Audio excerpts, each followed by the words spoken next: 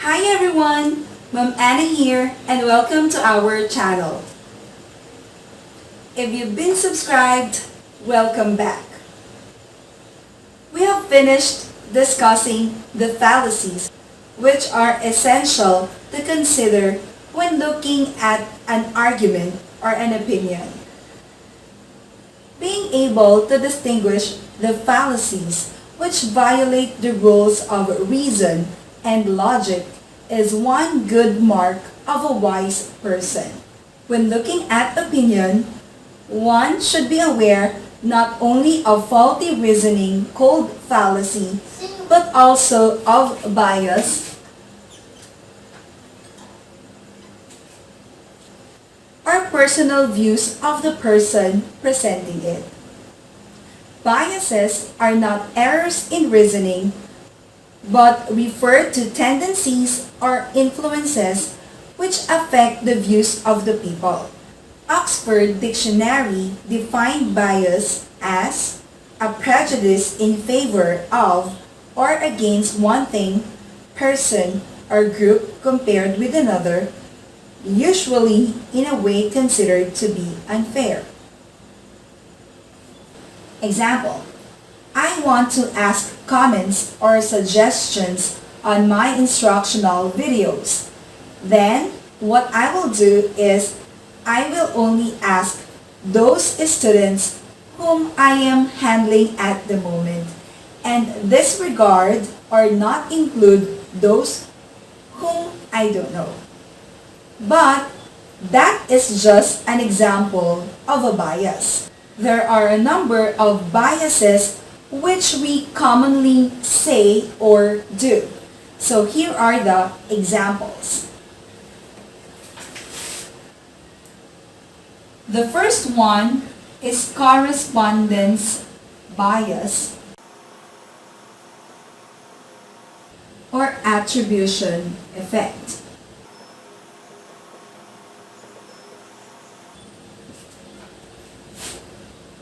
It is the tendency to draw inferences about someone's personality based on their behaviors, even when there is a situational explanation for their behavior.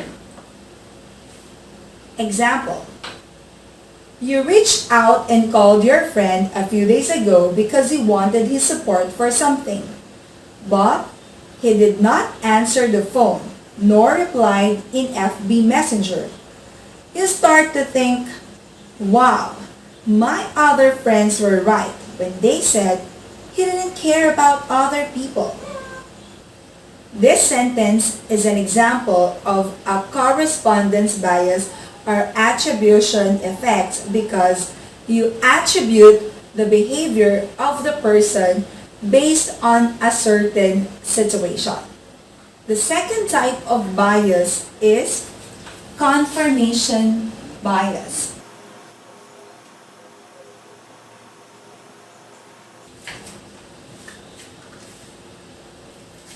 Confirmation bias is the tendency to look for and readily accept information which fits one's own beliefs or views and to reject ideas or views that go against it.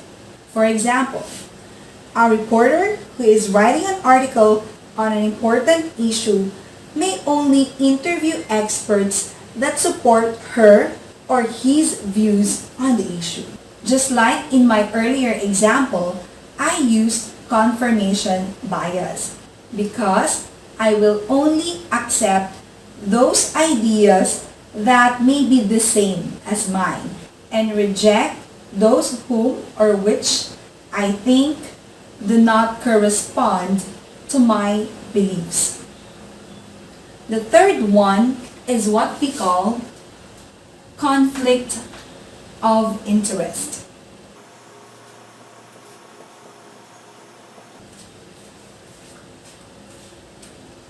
Conflict of interest occurs when an entity or individual becomes unreliable because of a clash between personal or self-serving interests and professional duties or responsibilities.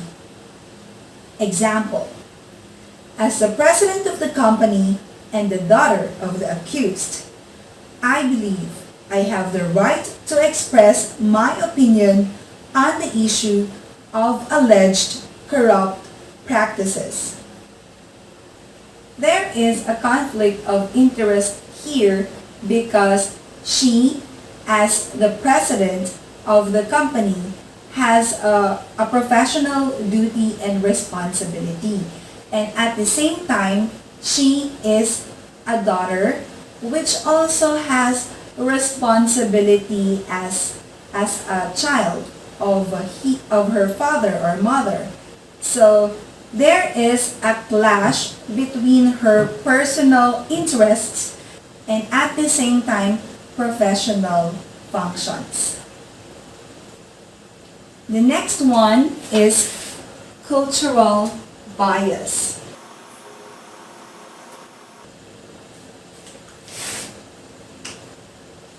Cultural bias is the tendency to judge other phenomena based on our own cultural preferences or by the norms of a particular culture. Example: I ate with some Koreans. They were slurping their soup. I think that they don't have good table manners. In our country, when you are eating with guests, you have to eat with finesse. This is an example of a cultural bias because you based your judgment from your own preferences or from your cultural preferences. But take note, in Korea, when they slurp their noodles or soup, that means it's delicious or mashita.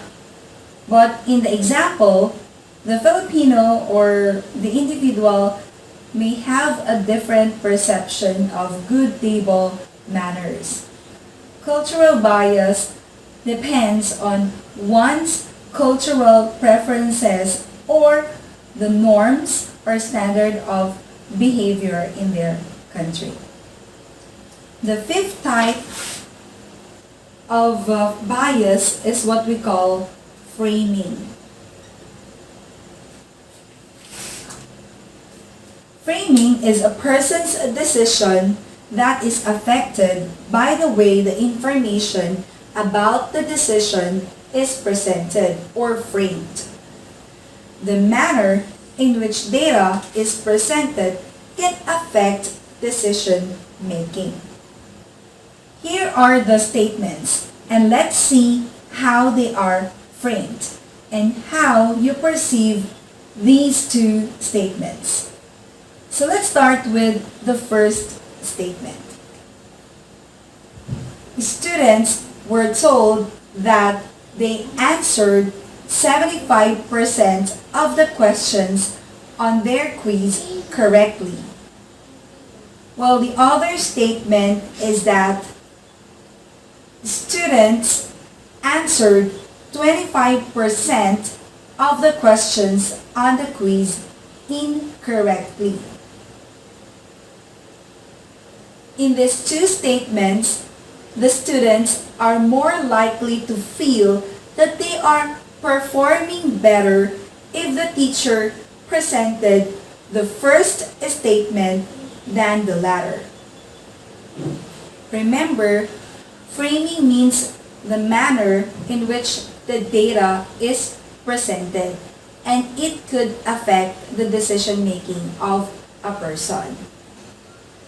When you analyze both statements, they just mean the same, but people have the tendency to look at the gains more positively than the losses. Next type of bias is hindsight.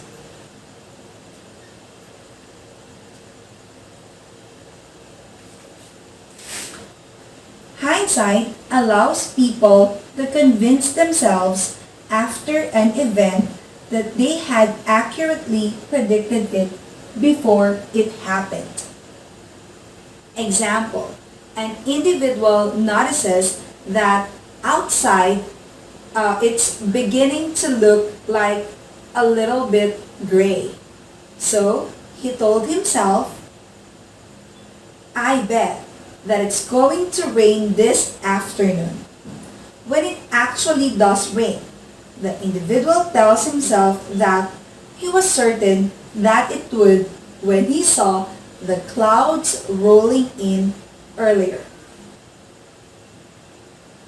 I guess everyone will agree with me that hindsight is one of the most common biases that we experience, because from time to time we predicted that something might happen and then it actually did.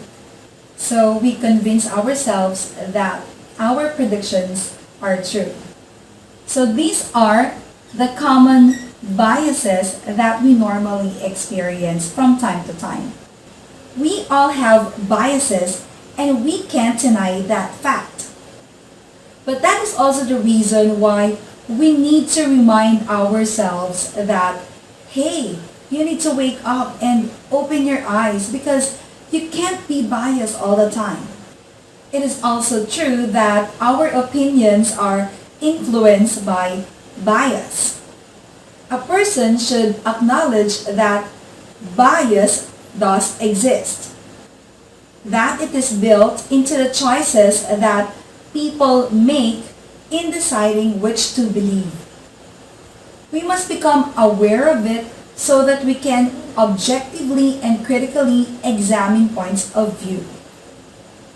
After all, seeing things in an objective way can help us understand the truth. Now, as a reflection, I want you to think of the biases that you committed in the past and reflect on what could have happened if you didn't have those biases. So to put it in a nutshell, I want you to think of the effect of the biases when we deal with people or when we are dealing with people. As I end, I want you to ponder on this message. The eye sees only what the mind is prepared to comprehend. By Robertson Davis. That wraps up my discussion about bias, and I hope you have learned something from this simple lecture, and I am looking forward to seeing you again in my next video. So, wait for my next video. Thanks for watching. God bless everyone. Stay safe. Always remember that you are wonderful and God loves you. God bless. Bye everyone. See you again next time.